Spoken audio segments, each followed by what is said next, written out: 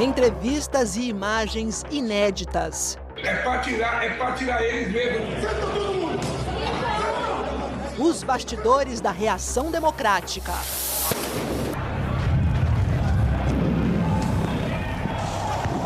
Imagine se fizesse uso de arma de fogo. E um desastre, um terror, que poderia, inclusive, acelerar o discurso da necessidade da glória, né? A necessidade de se colocar, entre aspas, ordem através da presença das forças de defesa. E aí, quando se abre o debate sobre a GLO, a Janja ela está sentada nesse momento, e ela fica em pé e diz, GLO não, é entregar para os militares. O passo a passo da violência.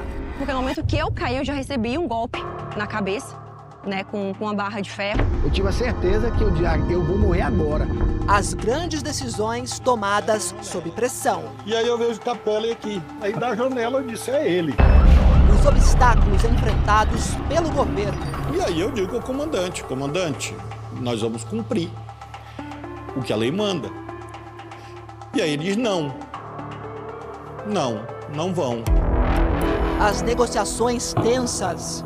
Mas parece, por um lado, que assim, a última palavra foi do Exército. Não. Bora, fecha a linha! Comando! E as atitudes que fizeram toda a diferença. Como a do policial que se disfarçou de golpista. A gente entrou com a primeira linha de gás.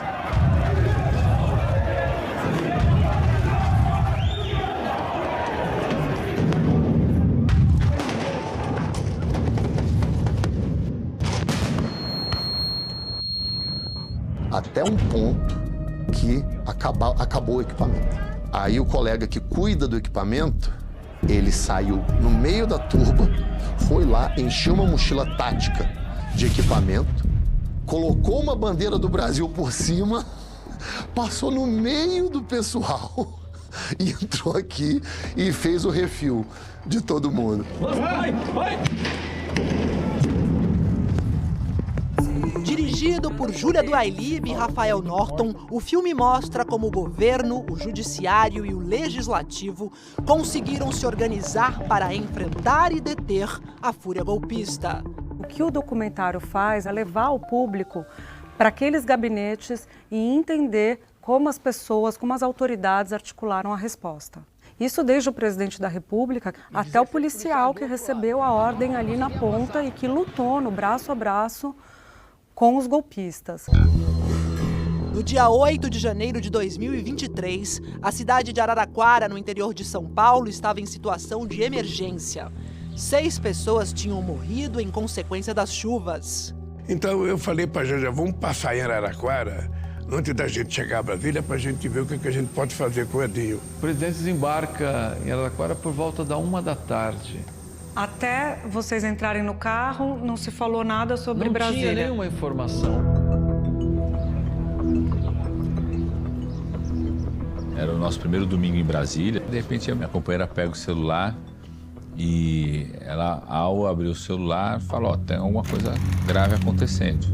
Um grande grupo de bolsonaristas que defendem posições golpistas se aproximando do Congresso Nacional.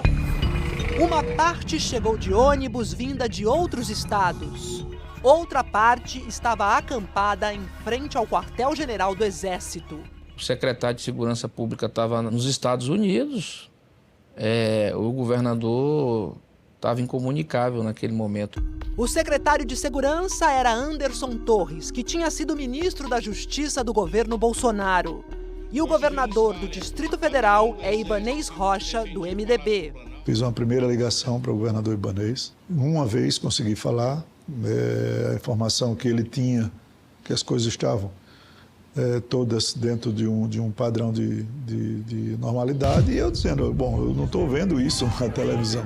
Já há informações de que golpistas estão dentro do Congresso Nacional, mais especificamente no Salão Verde. O presidente pede para ligar a televisão e uma das tempestades, ela queimou. Nós nunca imaginamos que precisaria trocar a televisão, que o presidente ia precisar da televisão. Eu acho que o governador do Distrito Federal, Ibanez Rocha, precisa se explicar o que aconteceu, porque a segurança aí é dele. A polícia acabou autorizando o ingresso. Tem uma imagem que mostra a polícia fazendo escolta desses manifestantes e, num determinado momento, se perdeu o controle. Você via policiais rindo, você via policiais tirando selfie com os manifestantes. Você vê a polícia abrindo espaço para eles passarem. Ou seja, houve uma facilitação que nunca tinha visto na história desse país. O filme traz imagens inéditas da invasão do Congresso e do Palácio do Planalto e também dos confrontos na esplanada dos ministérios.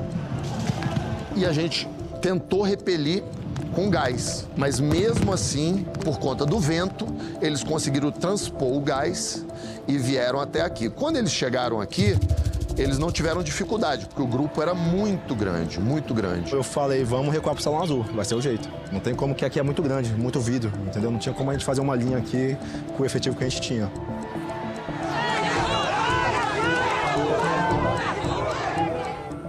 A equipe do documentário conseguiu mais de 500 horas gravadas pelas câmeras de segurança. Como essas imagens das agressões a 2 PMs. Que eu fui cercado. E aí eu fiquei pra trás. Aí me deram um chute, me derrubaram e a multidão em cima, arrancando máscara, arrancando carregador, tentando tomar minha arma, todo tempo tomar arma, espancando com barra de ferro. Eu recebi um chute. Aí no momento que eu caí porque no momento que eu caí eu já recebi um golpe na cabeça, né, com uma barra de ferro. Tomavam paulada e segurando a arma, segurando a arma, segurando a arma. A frieza deles foi impressionante, assim, para não deixar aquilo ir para um estágio bem pior, né? A gente conseguiu achar nas câmeras do Palácio do Planalto os 2 policiais da GCI arrastando as cadeiras, protegendo o gabinete do Lula para que ninguém entrasse ali. Você imagina um manifestante sentado na cadeira do presidente. Isso tem um impacto muito forte, né? Foi quando eu comecei a fazer as barricadas, né? Então a gente pegou o que tinha disponível lá, móvel, mesa, poltrona, e aí a gente montou no pé das escadas e no pé da rampa. Era, de fato, um ato de ruptura institucional, de ódio institucional, que é a base de todo golpismo e todo fascismo. O filme mostra como as instituições tiveram de correr contra o tempo para defender a democracia, uma mobilização que não admitia nenhuma falha. Em debate, a chamada Garantia da Lei e da Ordem, ou GLO, um mecanismo legal que autoriza o emprego das Forças Armadas na preservação da ordem pública. E aí, quando se abre o debate sobre a GLO, a Janja ela está sentada nesse momento, e ela fica em pé e diz, GLO não, é entregar para os militares. Inclusive foi a Janja que marcou, sabe? Não aceita GLO, porque GLO, tudo que eles querem é tomar conta do governo. Se eu dou autoridade para eles, eu tinha entregado o poder para eles. Vários réus disseram que tiveram palestras no quartel, não só aqui, mas dos quartéis que vieram de outros estados, para que invadissem os prédios públicos, né, o Supremo Tribunal Federal, o Palácio do Planalto e o Congresso Nacional, invadissem e ficassem até que fosse decretada uma GLO, para convencerem os militares, quando esses chegassem para atirar, a aderirem ao golpe. Então eu tomei a decisão de dizer para o Flavinio, vamos fazer o que tiver que fazer, não tem GLO. E aí ele disse, então vamos fazer a intervenção.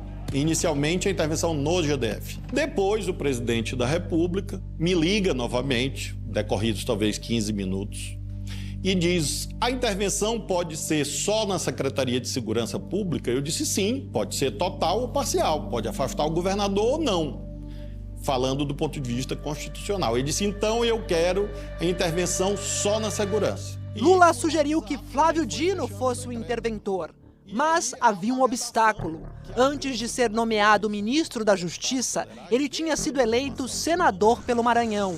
E aí o Flávio Dino diz para ele que por ser senador não pode. Aí ele sugere o Padilha. Você pode assumir, né? Fala assim, ó, presidente, eu não sou constitucionalista, não sou juiz, mas se talvez tenha algum tipo de vedação institucional, também sou deputado, eleito, né? Licenciado para assumir o ministério. E foi assim que Ricardo Capelli, então secretário executivo do Ministério da Justiça, foi nomeado interventor. Flávio Dino estava no Ministério da Justiça falando ao celular. E como a ligação estava ruim, eu me dirigi a outra sala, que é ao lado, por esse caminho aqui, em busca de um sinal melhor para o celular. E aí o ministro Padilha, Alexandre Padilha, me acompanha e eu e ele ficamos falando com o presidente dessa janela. E ali embaixo, eu vejo o secretário Capelli, que eu não lembrava, inclusive, que ele já tinha chegado. Porque não tinha comando. Alguns soldados que estavam embaixo, a gente olhava, tinha alguns soldados, não tinham comando. Eu me lembro que Capelli desceu da sala de Dino e foi lá embaixo e falou com os soldados, olha, vocês vão para lá, tenta evitar isso, tenta evitar aquilo. Essas imagens de Ricardo Capelli comandando a segurança do Ministério da Justiça são inéditas. Eu desci porque você tinha uma série de ministros, de autoridades lá em cima. Imagina se eles decidem invadir o Palácio da Justiça. E os homens estavam aqui. Aí eu me apresentei, dei uma voz de comando neles e coloquei eles em linha aqui e determinei que daqui para lá ninguém mais passasse. Eu digo ao presidente, digo ao Padilha, olha, Capelli tem experiência, tem autoridade para ser o interventor. Então foi aqui nesse lugar que ele virou interventor. Ele quer saber mais sobre o Capelli, porque ele não se recorda no momento do Capelli. O presidente Lula perguntou, mas ele é policial? Aí o ministro falou, não. Mas ele é especialista em segurança pública? Aí o ministro falou, não. Ele é o quê? Aí o ministro falou, jornalista. Aí o presidente falou, jornalista? Ele falou, jornalista, e ele é o 02 aqui do Ministério da Justiça. E a garantia sou eu. A garantia sou eu, presidente. Ainda em Araraquara, o presidente Lula anuncia a intervenção federal e a nomeação do interventor. O presidente só voltaria para Brasília à noite. Foi direto vistoriar o Palácio do Planalto e o STF. Há um pedido expresso da Advocacia Geral da União para que todas as autoridades públicas, independentemente de grau, que tivessem eventual envolvimento, fossem afastadas. Qual era um grande receio? Que fosse algo maior, que pudesse ocorrer uma eventual contaminação da Polícia Militar em outros estados e pudesse acontecer também eventual leniência de governadores em outros estados. A Justiça afastaria o governador Ibanez Rocha no dia seguinte, mas a missão do interventor Ricardo Capelli tinha de ser cumprida imediatamente, prender os golpistas no próprio domingo. Nós recebemos ordem do secretário interventor para poder entrar no acampamento e realizar todas as prisões. O então comandante militar do Planalto, general Gustavo Henrique Dutra, hesita. A conversa começa na entrada do setor militar urbano, onde fica o QG do Exército e onde estava montado o acampamento dos golpistas. Eu virei para o doutor Ricardo, essa operação é muito complexa. Nós temos que planejar essa operação, senão tem o risco de morrer gente. E aí ele me disse, olha, se o senhor entrar, nós vamos ter um banho de sangue. E aí eu perguntei a ele, eu falei, general, um banho de sangue? Por que nós vamos ter um banho de sangue? O senhor está me dizendo que o Exército Brasileiro está protegendo manifestantes armados dentro do setor militar urbano? Pois não, senhor, doutor Ricardo. Eu estou dizendo para o senhor que a Praça dos Cristais não tem iluminação adequada para uma operação noturna. Quando cria um impasse com ele se afasta de mim e faz uma ligação telefônica. E eu resolvi ligar para o general Gonçalves Dias, então ministro-chefe do Gabinete de Segurança Institucional. Por favor, liga para o presidente Lula e explica para o presidente Lula que essa operação tem alto grau de risco. Ele, Dutra, eu não preciso ligar para o presidente está aqui na minha frente. De um dado momento, ele volta para a minha frente para que eu ouvisse a conversa dele ao telefone, e ele fala, que bom, presidente. Se nós entrarmos agora sem planejamento, podemos terminar essa noite com sangue. Ele na mesma hora falou, seria uma tragédia. E falou assim, general, isola a praça e prende todo mundo amanhã. Eu vi ele dar uma declaração de que falou comigo e eu concordei. Lógico que eu concordei. Eu não queria que tivesse genocídio, eu não queria que tivesse violência. O comandante do Exército, Júlio César Arruda, chama Ricardo Capelli para uma reunião no quartel-general. Eu percebi que o ânimo, o clima estava bastante tenso e passei a argumentar com o general Arruda sobre a necessidade de imediatamente desmontar o acampamento e prender todos que estavam ali. E eu fiz a afirmação e falei para ele, o senhor concorda, general? Aí ele falou, não. Eu pedi para que os ministros fossem lá conversar com o Arruda, para dizer para ele que era preciso acabar, de uma vez por todas, sabe, com aquele acampamento, que não era mais possível ficar aquele acampamento. Subimos para a sala do alto comando. E aí eu digo ao comandante, nós vamos cumprir o que a lei manda. E aí ele diz, não vão. Tenho absoluta certeza que torciam por uma virada de mesa porque tinham ojeriza, ódio. Era a maioria? Não. A imensa maioria das Forças Armadas no dia 8 de janeiro foi legalista. E aí nós temos um longo debate. Hoje descrever não tem a carga emocional do momento. E nós fizemos o acordo de prender às 6 horas da manhã.